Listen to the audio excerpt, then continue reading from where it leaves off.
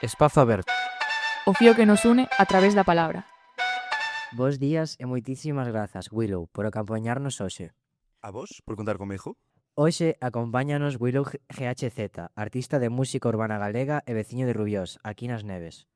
Moitos dos que estamos aquí seguramente xa o coñecen, porque ademais hai pouco unhas compañeiras xa o entrevistaron durante as actividades do Día das Letras Galegas, compartindo a súa música e a súa experiencia co alumnado.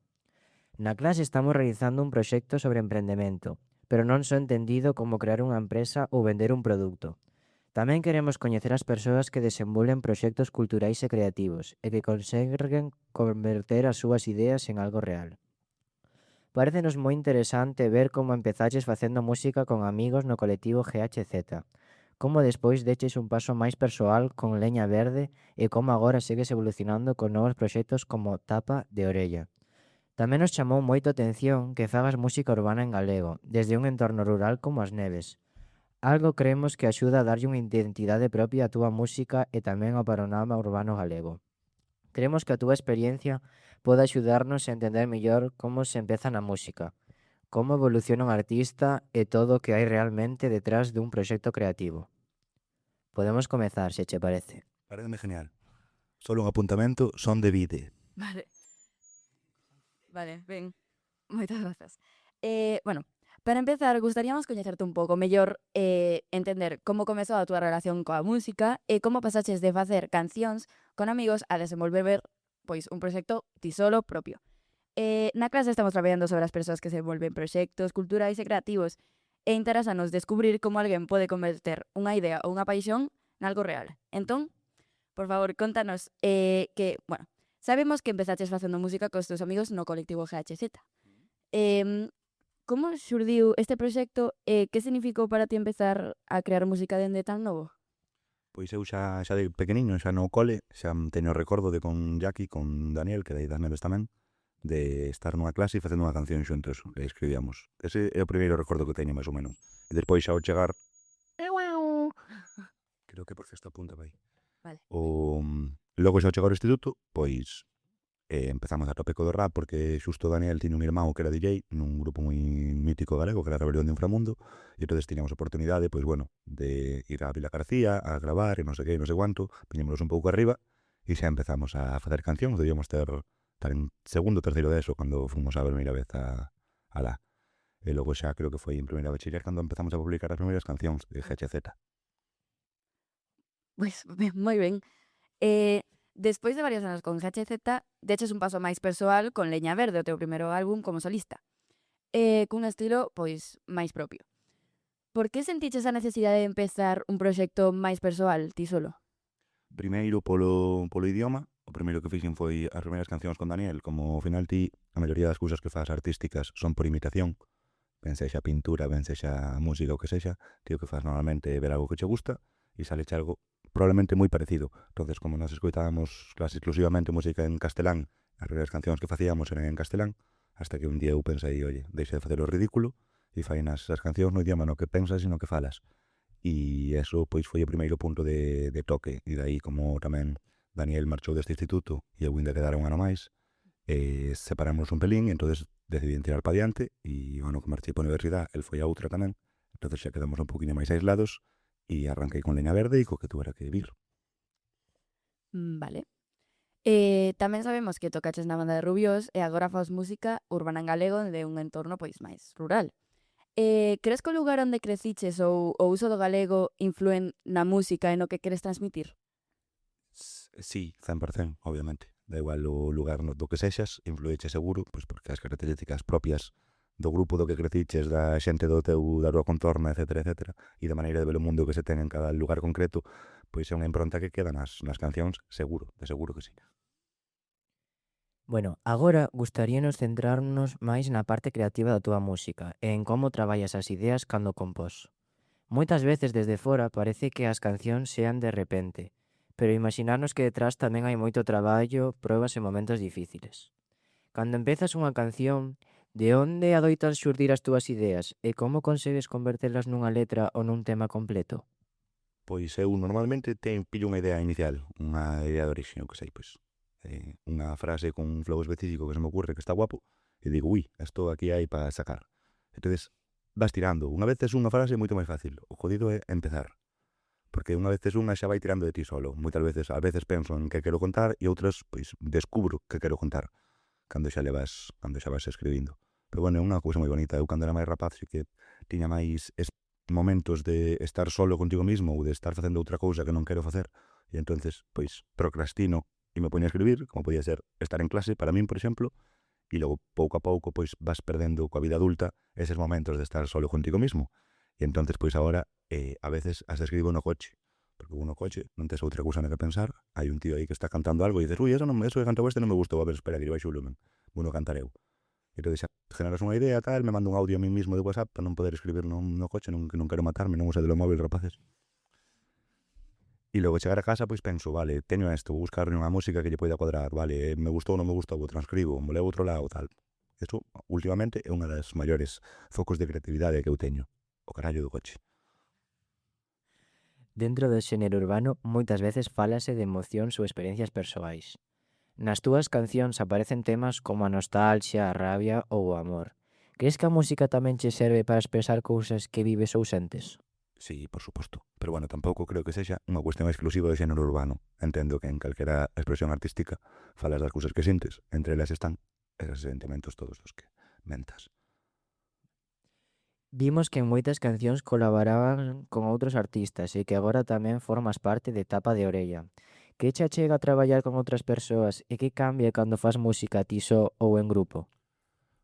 Pois o que me chama é que o máis bonito que ten este mundo que escollín eu é que ao final conoces un montón de xente que está nunha situación moi parecida a ti e que son locos do teu, igual que a ti, que renunciaron un montón de cousas pois por gastar os cartiños en ir a gravar e en deixar o traballo porque tiñas que ir a tocar un fin de semana, este tipo de cousas.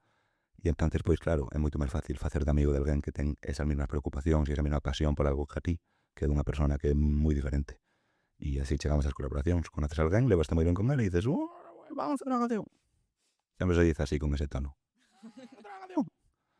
E así saliu con Xosé, saliu con Kid Mount, con Novelouro, con toda esta xente. E logo de Tapo de Orella, pois parecido. Coñecín ao Papaquino que de Berín, unha vez que fun tocar ali a un festival, tocaba el tamén, e como ele é un personaje bastante interesante, e eu son tamén un pouco Pokémon legendario, pois claro, tuvemos que buscar algunha excusa xa vivindo tan lonxe para poder xuntarnos máis, e aí montamos Tapo de Orella. Tamén porque nos gusta moito a nos, non só a música urbana, ao final a música urbana está moi guai, a min é o que máis me gusta, o que máis escoito, pero como explicalo? Para o músico un ambiente moito máis frío. Eu veño da charanga, da banda de música, da banda de gaitas, entonces tamén quería recuperar un pouco ese ambiente que che ofrecen as festas populares, que che ofrecen outro tipo de cousas que non son pois unha sala, sempre ambiente nocturno, unha discoteca, un tal. Que parece que non, pero é un ambiente moito máis frío que de tocar ás 4 da tarde diante dunha iglesia e que haya un pulpeiro, xente con tal, e outro rollo. Bueno, ademais, queríamos entender mellor como funciona un proxecto musical como o teu. Todo o traballo que hai detrás da música, porque moitas veces a xente escoita cancións en Spotify ou en YouTube, en redes sociais, pero non entenden todo o esforzo e a organización que hai detrás. Entón, dende que empezaches con GHZ ata proxectos máis recentes como o Tapa de Orella, que crees que cambiou máis na túa forma de traballar e de entender a música? Agora é moito máis fácil. Porque agora ten máis que menos, por 100 euros compras unha tarxeta de sonido e máis ou menos todos temos un portátil que tira un programa de grabación e con calquer tipo de micro extra con móvil te podrías gravar mínimo unha demo que sonara medianamente decente. Cando nos empezamos, eso ainda non estaba ao noso alcance, entonces tiñamos que coller un tren, ir un bus a Pontareas, un bus a Vigo, logo un tren a Vila García e despois ir andando hasta casa hasta o estudio do irmán de Daniel. Eso nos podía levar unhas 4 horiñas, había que dormir ali e o día seguinte facer o camiño de volta. Ademais, como éramos estudiantes, moitos cartos non había para facelo.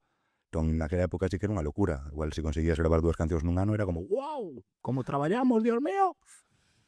E agora, pois, eu que sei, agora teño a miña tarxetiña na casa, eu non son experto neso, pero sí que podo gravarme unha demo, logo mando ya quen se teña que ocupar despois, a quen lle vaya a encargar o traballo de grabación, porque non só gravar, o sea, ahora, por exemplo, estou traballando con Pedro de Petrouski, de Porriño. Entón, eu vou ali, xa co tema preparado, o gravamos e logo el quedalle o curro aínda de 2 semanas ou o que sexa, que ten que mezclar todo, facer que todo sone correcto, os volúmenes, ou non sei que, cambiar unha parte que non molaba, cambiar outra, non sei que. Básicamente, o sea, ten 3 traballos principales: a composición, a grabación e a edición. E o día no que compós é un día super divertido, o día no que cantas por primeira vez é un día super divertido, e todos eses días que quedan no medio, que poden ser moitísimos, son unha amargura. Bueno, hoxe en día moitos artistas danse a coñecer por Spotify, YouTube e outras redes sociais. Crees que internet e as plataformas digitais axudan realmente os músicos novos ou tamén fan que sexa moito máis difícil destacar entre outros? Supoño que é un doble filo, pero axudan. Axudan seguro. Porque polo menos tes a oportunidade de que se che escoite xente aleatoria. Que pre-redes sociales non existía esa probabilidade, ainda que sea unha posibilidade que é un pouco ficticia, porque ao final as dinámicas son as dinámicas e sempre o algoritmo busca o mismo tipo de perfil que xa está sonando en outros sitios, etcétera, etcétera, polo menos existe.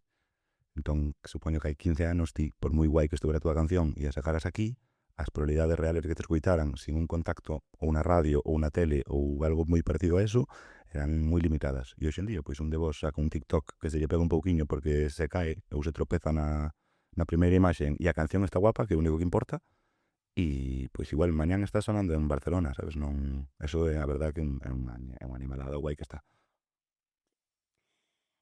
Moita xente pensa que é moi difícil vivir da música e sobre todo facendo música en galego dende un entorno rural. Entón, dende a túa experiencia, crees que hoxe hai máis oportunidades para proxectos como o teu ou sigue sendo igual de complicado, pois, empezar? Hai máis oportunidades, é máis fácil acceder á grabación, como dixemos antes, etcétera, etcétera. O que sí que o camiño sigue sendo igual de duro, vamos, eso non implica que de repente vayas a facer música no rural e vai a ser todo aplausos e vítres. Pero sí, ademais eu creo que hai que facerse forte no rural. É dicir, tes un montón de cousas das que falar e coas que empatizar con un montón de xente que non tes en conta. Pero no, a realidade é que o contexto galego é moito máis fácil que empaticemos con persoas que falan de que teñen que ir mirar as vacas, inda que nós non teñamos vacas, que de alguén que vai a comprar unha sudadera de 800 euros. É moito máis fácil que empaticedes vos con un rapaz que ten que ir a mirar as vacas que con unha persona que fala de pasta ou de coches ou de cousas así. Entón, pois, non sexamos parvos, por favor, e escuitemos un pouco tamén da vida que levamos en vez de a ficticia que nos conta.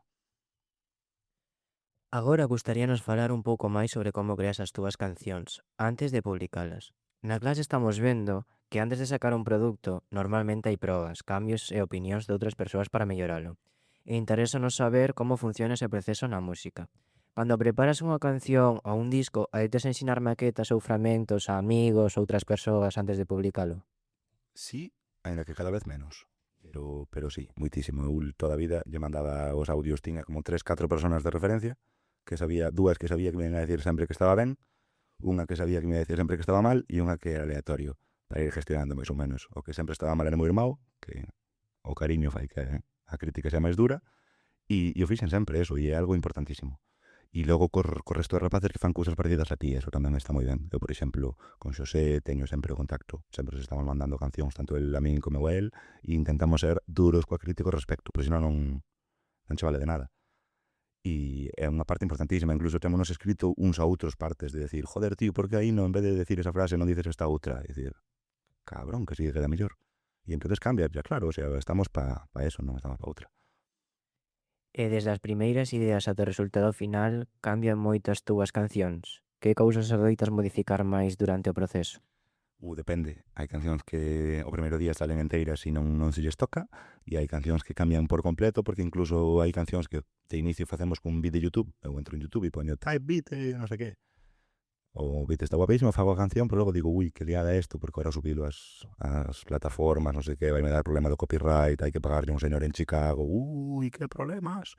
Entón mandamos a alguén de aquí, por exemplo, mando yo a Yuli. E Yuli, faime un beat parecido a este, que me entre a voz esta que teño aquí e tal, a ver como queda. E Yuli fai un beat parecido a ese. E entonces, claro, a canción de repente cambia un montón. Tú tens que cantar en outro tono, cantar outras melodías, a outro ritmo, cortar en uns sitios nos que non cortabas, igual hasta reescribir un par de partes. Entonces, pois claro, pode ser que cambie moitísimo. Algunha vez a opinión de outra persoa, dos artistas ou incluso do público fixo que cambiaras unha canción ou unha idea importante dela? Non. De algún amigo igual sí, incluso a veces, eu que sei, por exemplo, agora xa non o facemos tanto, pero cando eu era máis novo que íbamos a Pontareas todos os sábados, pois igual cadrábamos na porta de algún sitio e empezábamos a enseñarnos cousas, a rapear. E entón eu escoitaba a outro a Hugo, por exemplo, escoitaba a Jackie e decía, me cago na hostia, vou ter que ir para casa e poñerme a espabilar que me comen. Claro, e entón ese rollo da competencia, decir, joder, eu non quero ser porque son o malo e agora de repente que está pasando aquí, olvideime de como se facía isto ou que? E entón vas, revisas o que tes, cambias, non cambias, dices, pois aquilo sei que estaba guapo. Tamén é importante deixar as cousas descansar. Non collelas o primeiro día, porque pode ser que teñas o día malo e odies todo. Entón, durante 3 días volves a oírlo e dices, pois é a verdade que estaba guapo. E agora, como última pregunta, cada vez hai máis artistas novos facendo música en galego e creando cultura desde Galicia. Crees que fan falta máis axudas ou apoio para que a xente nova poida dedicarse á música e a outros proxectos culturais?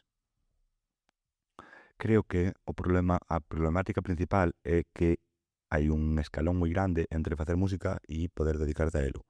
Entonces, todos os pasos que vayan en que eses escalóns ou ben sexan máis pequeniños e máis escalóns ou ben sexa un solo pero máis pequeno, pois serían interesantes. Que os circuitos, que haya máis lugares onde tocar, circuitos de medios en vez de solo grandes, é dicir, estamos acostumbrados aos festivales enormes nos que ven xente internacional, etc., e nos que hai moi pouca cabida para perfiles pois como o meu, por exemplo. E estamos acostumbrados a que haya festivales moi pequeniños nos que os presupuestos son moi limitados, entón os cachés non se poden pagar, entonces ese tipo de cousas. Todo que sexa en axuda a que haya festivales de medio, non sei se me estou explicando, como de medio alcance, que teñan a posibilidade de darche un escenario con as posibilidades técnicas decentes e que ademais non te arruchen moitísimo nos cachés, pois é para min a principal loita. Ben, pois moitas grazas por dedicarnos este tempo, compartir con nos a túa experiencia e a túa visión sobre a música e a creatividade. Parecenos moi interesante coñecer todo o esforzo que hai detrás de crear música, sacar adiante un proxecto artístico e facer música urbana en galego dentro dun entorno rural como o noso. Esta entrevista deu-nos a posibilidade de aprender moitas cousas sobre a creatividade, esforzo e traballo en equipo, e tamén como a música pode servir para expresar emocións e ideas e a nosa identidade. Entón, gracias de novo por acompañarnos hoxe e responder as nosas preguntas e dudas. Se queres engadir algo máis? Nada, moitísimas gracias a vos e nada, que sepades que eso, falando do traballo en equipo, eu un dos mellores días da miña vida que recorde é un día con Daniel, con Jackie, compoñendo a canción de Quero Volver, porque botamos unha tarde de risas absolutas máximas e gardo, pois eso, tanto esa como algún día máis de cando compuxen con Xosé Tempo Gastá ou así, teño recordos maravillosos e ao final eses recordos teño por estarlo facendo con outra persona, porque cando as fago eu tamén me paso moi ben eu solo, pero que carallo, pasalo ben tú solo é como un pouco frío, triste, non? Pois eso, así que tirade, buscade sempre xente que queira facer cousas similares a vos e canto máis xuntos millor, que facemos máis. Moitas gracias. Moitas grazas. Vos. Espazo aberto. O fío que nos une a través da palabra.